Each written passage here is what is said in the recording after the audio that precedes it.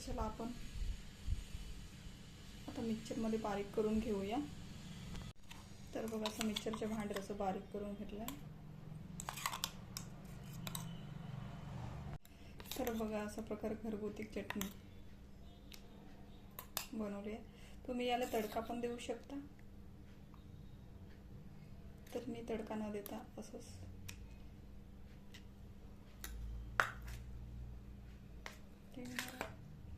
जर तुम्हाला असा नवनवी रेसिपी बघण्यासाठी माझ्या चॅनलला लाईक आणि सबस्क्राईब करा।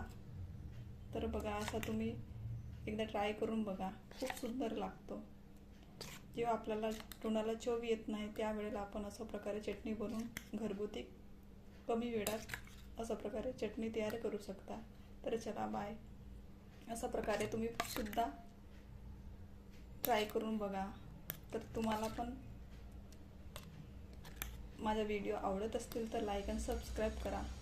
थँक्यू।